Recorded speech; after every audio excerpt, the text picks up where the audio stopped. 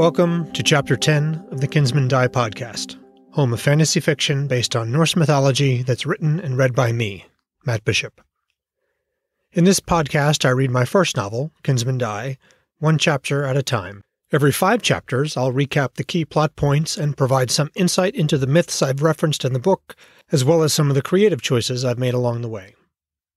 In Chapter 9, Vidar demonstrated his inexperience as a leader, and that after many years of perhaps avoiding that responsibility, events may now require him to put up or shut up. Vidar also confirmed that it was indeed the Jotun who attacked Halls, burned it down, and sent many of its residents fleeing. In this chapter, we're back with Odin as he takes action to go help his son. And may Aegir help any who get in his way. Let's do this. Chapter 10. Odin. And that's all he said, Gulfin? That the Jotun were about to attack Vidar and his warband? Yes, Sigfather, and then he collapsed. So it was the Jotun. After 40 winners, they were picking another fight, which made little sense because they could not hope to win it. Yes, Balder said that might happen. He clapped Gulfin on the shoulder. You and Rota did well. Where's Heimdall now? Rota's carrying him back to his house, as you ordered. Good, good. Join her. Take shifts until he wakes. When he does, I want him looking into Utgard, and listening, too. This Vithi invasion may herald a new war. Very good, Allfather. Gulfin thumped his chest in salute and turned to go. Hold a moment, Gulfin. Gulfin was one of his oldest bearsarks. Grizzled, scarred, loyal, terrifying when the spears danced. He had a strong Fulgia and had worked out a balance with her. That last unteachable test of becoming a true bearsark. The test that most failed the first time. He indicated the still gathering Einherjar with his chin. What's happened with these men? Have they grown soft, or have I just been gone too long? One of Gulfin's hands came up to smooth his beard. When he spoke, his tone was flat. 2 winters after you left, Hersir Saglund suspended the requirement that those selected prove themselves on the battlefield. Instead, he created a trial. Any may join the Einherjar so long as they pass it. I see. Odin had created the Einherjar before Gladsheim had even been founded.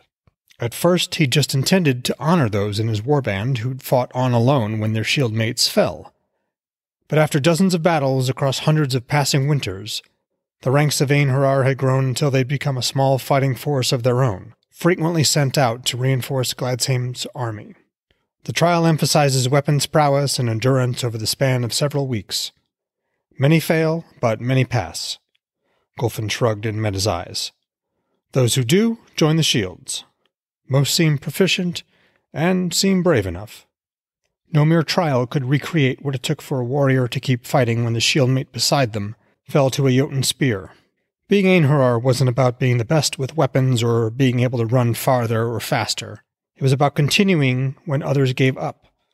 Einherjar never gave up. Training might expose that vein, but no one knew how deep it ran until the moment when, faced with impossible odds, a small voice inside each warrior said, No, not me. Odin nodded. Gulfin had made his point. And your fellow bearsarks, where are they? Rota and I are here, of course. Bruni and Aldous went to Alfheim at Freyr's request. Kolbrandr still guards the breach with the army. Alfheim? Yes, Valfather. Several Alvar villages were sacked. Freyr feared that the Svartalvar had returned. He requested our help. I sent those we could spare. Odin snorted. There was no chance of Svartalvar attacking. He'd taken them too far away. You don't want Rata and I with you now, Sigfather? Gulfin asked, a brief grin shining through a beard shot through with more gray than Odin recalled. No. I need you here to protect Gladsheim and the Allmother. He gestured toward the hall he'd built for the Einherjar. And because I'm taking these warriors with me. Once I give the Hersir the kick he clearly needs. The massive, iron-banded main doors of the Einherjar hall were thrown wide.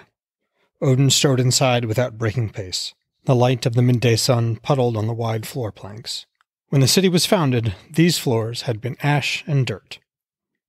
The hall's bowels were poorly lit with reflected light from the polished shields suspended from the rafters, the shield of each Einherjar who had died since Odin had created the group. Saglund, The current Einherjar Hersir loomed over a table set to the right of the entrance. Tall and thick-set, Saglin held a long stick with a curve at the end. Tied down at one end of the table was a thick roll of what Odin presumed were maps. 3 Einherjar stood with their Hersir. By their bearing, Odin assumed they were being groomed to lead as kjolers. They were young, probably scampering children when he'd ridden out of Gladsheim 20 winters ago. They were all muttering over carved markers and polished stones, pointing at some even as Saglin pushed them around with his long stick, grouping some while sending others off to another spot on the map. So engrossed in their task were the men that they took a moment to realize he was there. Shock leaped to the kjolers' faces. "Leave us," Odin said to the 3 colliers, his gaze fixed on Saglin. He could almost taste their hesitation as they first glanced at their Hersir. To his credit, Saglin immediately made a sharp gesture toward the door. "You heard the Sigfather." Odin wasn't surprised that they had first looked to Saglin. He was the only Hersir they'd ever known, while they'd only known tales of Odin. That would change soon enough. The kjolers saluted and faded back across the hall. "My apologies for that, Sigfather. How may I be of service?" Odin gestured at the markers. "What are all these?" he asked, even though it was obvious. "They show the locations of all Einherjar warbands, Sigfather." There were 4 markers on the square denoting Gladsheim. "My ravens fly west even as we speak," Odin said. "They've made no report of Einherjar riding to Vithi." Saglin cleared his throat. No, Sigfather. The Allmother ordered a warband sent when the bird from Vithi arrived. That was this morning, Hersir. You might remember, because I had just arrived back in Gladsheim. With respect, Sigfather, it takes time to ready a warband and move others into new positions to cover the gap. And as I had not yet received confirmation from the garrison in western Vithi, you doubt my son's word or his need? Saglin paled, even in the poor light. No, Sigfather, I was awaiting word while I moved the Einherjar garrisons around to ensure that all of the districts were... Odin held up a hand. Has the army or the Einherjar at the breach reported anything else out of the ordinary? No, Sigfather, but the midday bird has not yet arrived. It is possible, given the attack in Vithi, that the Jotun massed out of sight of the breach and have already attacked. I thought it prudent to wait for the bird before dispatching warbands from Gladsheim. Odin held Saglin's gaze for a long moment. The man had aged well, stocky but not run to fat, no stoop or palsy in the hands, beard going gray, but so was his own. Who commands the Einherjar, Saglin? You do, of course, Sigfather. And in my absence? Frigg, the Allmother. And the Allmother ordered a warband sent to Vithi, did she not?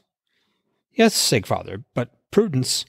Odin leaned in, and Saglin fell silent. Get outside, and get those Einherjar moving, Hersir. I want a column formed and ready to ride before Saul's shadow shifts another hand's breadth. And you will ride with us, I think. With me. I want to see how these new Einherjar perform. Saglin's face stiffened into a mask. Yes, Sigfather. Odin rummaged through his satchel and withdrew a pair of silver shears and a spindle. When he held it up to the sunlight, the witch thread glowed yellow. His wolves, Freki and Geri, sat before him, pink tongues lolling as they waited. He unspooled a double arm's length of thread, snipped it, and replaced both spindle and shears in the satchel while holding the length of thread to one side. The strand of witch thread floated in the breeze. Pinching one end of the thread between thumb and forefinger, while holding the other to his lips, Odin focused his mind and sang. Like fire on a ship's rope, a golden glow ran down the thread. When the entire length was alight, he flung one end through Freki's chest. His fingers danced, and the thread looped back around to pierce Geri's back and emerge from his chest. Odin caught that end and tied it to the other. As he did, the wolves' grey fur shimmered gold. Go now, he whispered into their minds. Clear the road through the city to the sundown gates. Then head to Vithi, and from there head to Hals. The wolves both woofed and loped off. They would run howling along the looping road, past the training grounds and the large halls atop Gladsheim's central hill, descending next to the lower tier and the wide thoroughfare that cut through the city's shops and smithies, weavers and tanneries, weighhouses and markets. And as the road straightened and they drew close to the western gate, they would run past row after row of longhouses like ships packed in a harbor. The first howl reached his ears, long and drawn out in that eerie way of things receding rapidly into the distance. Odin stood, brushed grit from his knees, and grinned when a second howl, Gary's, joined his sister's. It was hardly necessary, but Gary joined it. He had probably also nipped at someone moving a bit too slow. The folk were out of practice, just like his Einherjar. It was time for them all to remember that when the Allfather rode to hunt the Aesir's enemies, his wolves ran ahead. Well, folks, that was Chapter 10 of Kinsmen Die. I hope you enjoyed it. Odin has confirmed that the Jotun attacked Hulls.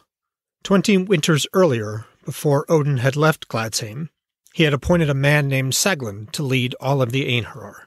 According to Odin's Bearsark Gulfin, Saglin has changed the requirements for becoming an Einherjar. Worse still, Saglin appears to be ignoring direct orders from Frigg, something that she mentioned in an earlier episode. Next week will be the second recap episode. There's quite a lot of cool stuff to discuss, from Fulgia and Aesir to Bearsark, Seidr, Visions of the Future, and Odin's familiars, to name just a few. I'm looking forward to it, and I hope you all are as well. If you're interested in supporting the podcast, I have several requests. First, please leave a review on whatever podcast app or platform you use. They really help. And please share the podcast. That also helps a ton. And finally, please consider supporting my work by buying my books or in some other way. Likes, follows, Patreon locals, etc. Or just shoot me an email. You can email me at mattbishopwrites@gmail.com. And with that, I will leave you with this thought from the sayings of the High One, Odin himself. And this is the Bellows translation, as always, available on Sacred Texts. And I would also like to add that these verses on wisdom and Odin's perspective on wisdom, his changing view of what it means to be wise and what it means to have gained wisdom, are pretty key to both understanding his character and also a key part of my journey in writing this series of books and Odin's character arc in particular. Verse 10. A better burden may no man bear for wanderings wide than wisdom. It is better than wealth on unknown ways, and in grief a refuge it gives.